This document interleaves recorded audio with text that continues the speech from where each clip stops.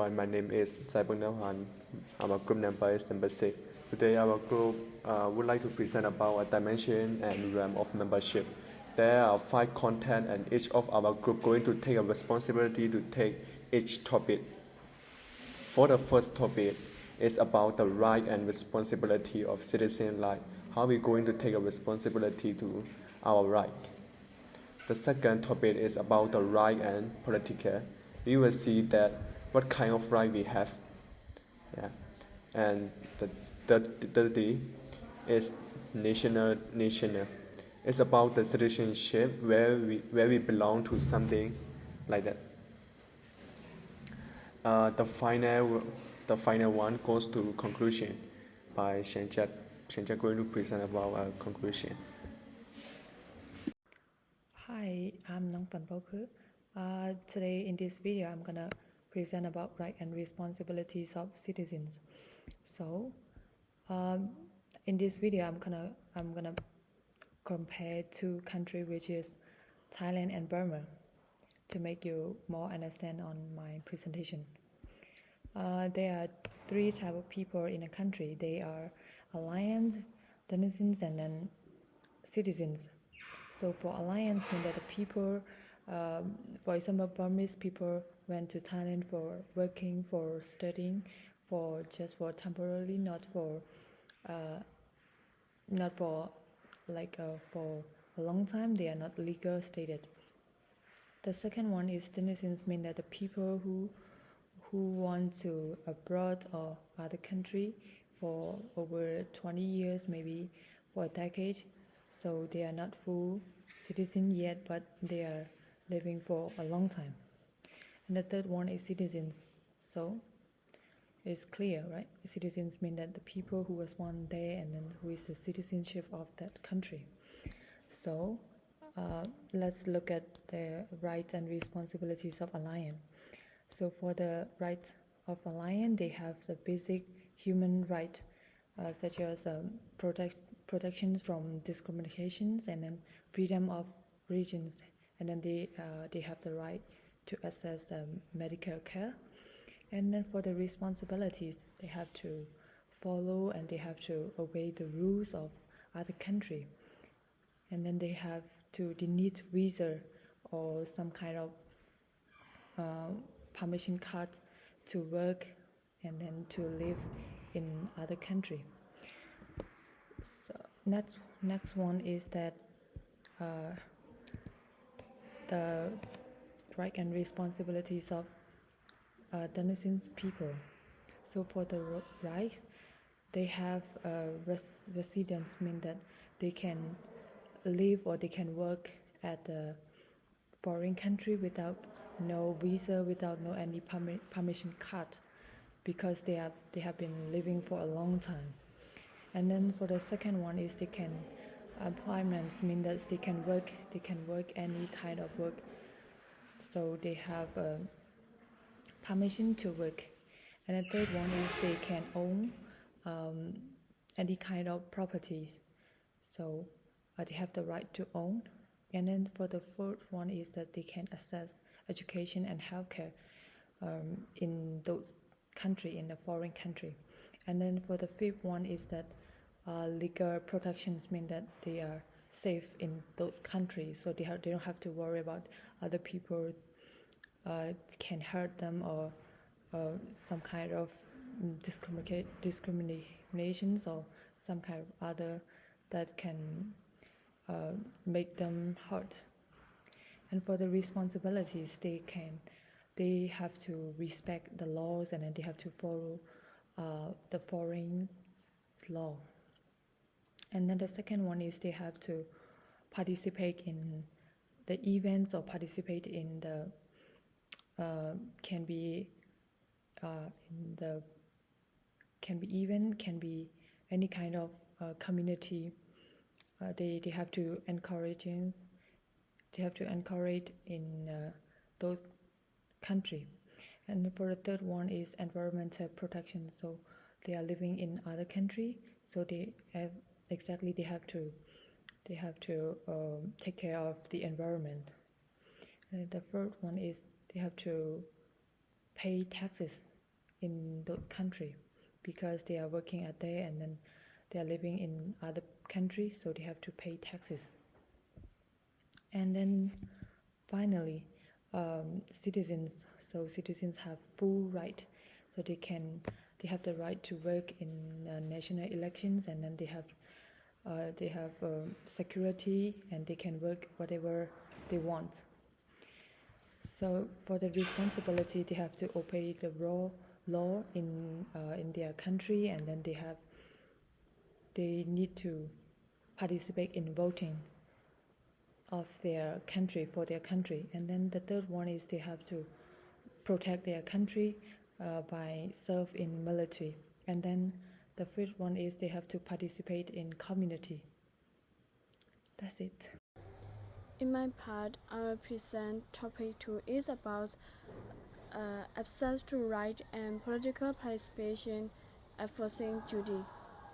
Before we go deeply, I will explain the concept of each term. The first one is access to right and political participation, means that people have the ability to enjoy certain freedom, right, and take part in their country's decision-making process, like voting or running for office. Right can include freedom of speech, right to education, and the right to vote. Political participation allows people to influence government decisions that affect their life. Second one is enforcing duty, means making sure that people follow certain responsibilities or obligations. Just as people have rights, they also have duties, like obey laws, paying taxes, and respecting others' rights. If people don't follow their duties, there can be consequences like fines or other legal actions. So right give people freedom, and duty make sure everyone acts responsibly for the good of society. And in my part, I will focus on this question: what kind of institutions and policy are necessary to implement and enforce the right and duty that correspond to the legal status? Is to ensure people have their right and follow their duty.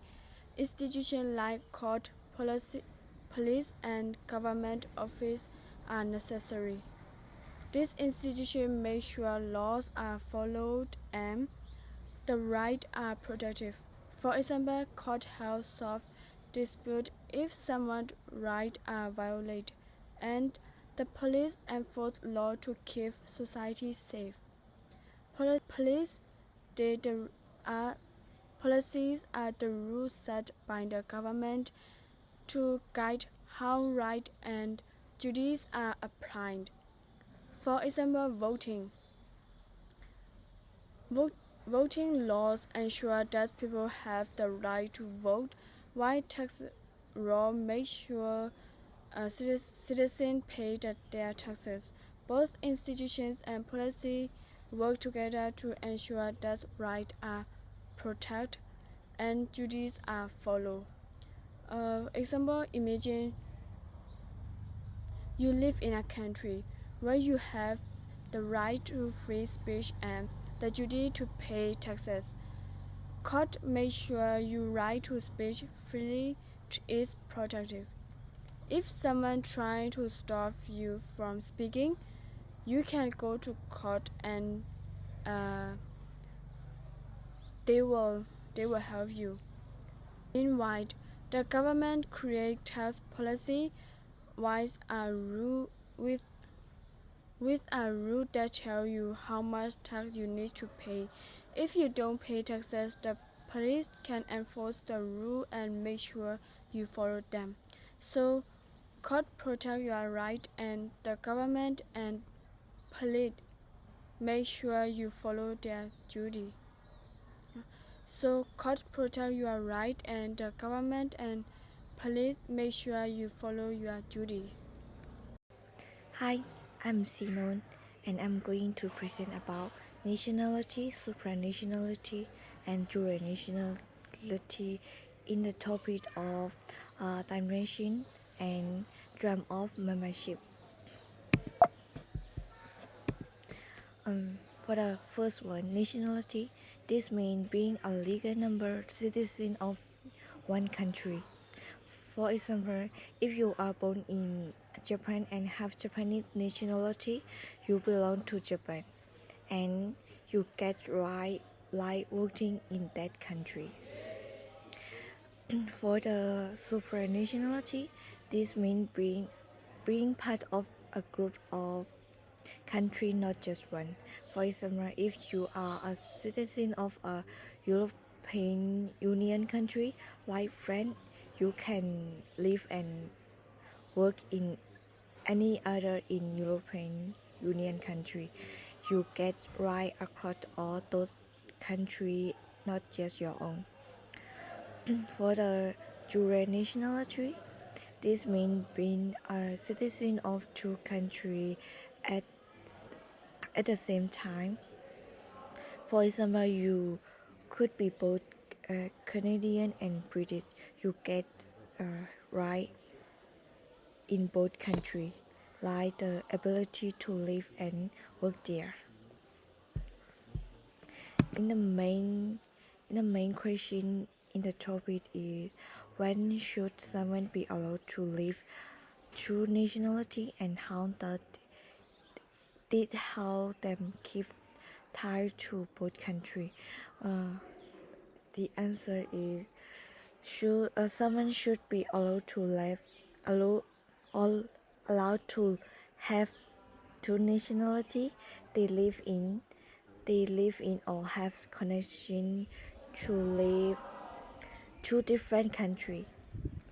Like if they are born in one country and move to another, did help them keep tied to both countries by allowing them to work, live, and have right in both places. For example, they can stay connected to their home country while also being a full member of their new country. Hello everyone, my name is Ngunmo and I'm from Group C. I'll be continuous about dimensions and rare of membership. The topic is that recognitions of identity other than nation. If we talk about identity, it will be includes religion, language, culture, costume, and practice. Practice is kind of like the action rather than the idea, etc. If we talk about recognition, is that we have a question like what kind of the state? Said it, religions, cultures, practice should be recognized. Even if have a multicultural citizenship like a national citizenship, they need to recognition of a religious cultures group. And for the next, there will be three concepts of immigration adaptation to correspond to the different citizenship model. We have three concepts. Number one is assimilation to a single nation state. Is that mean they united to a single nation state? And number two, ethnic pluralism to multicultural citizenship. This is about inclusive ethnic become a multicultural in the citizen in the nation. And number third, border crossing identity to true citizenship. This is about the true identity have become true citizens like origin, their origin nations or they have transnational nation. This would be mean that from this kind of the citizenship, they relate differently to idea of one people, one territory, and one culture. If they become a political membership, they can participate in homeland friendly association or transnational organization. They can be participate in both, or they can choose what they want, homelands or their transnational organization. They can become engage the participation. And this will be the example of people who are transnational and they want to establish a new nation. There will be Muslim group in Europe, Australia, and North America, and also includes a disposer community. They seeking to establish new national state. This is about the recognition identity other than nation. This is about the reason, the topic. That's all. Hello everyone, my name is Sanjet and I'm the one who gonna conclude the figure 3.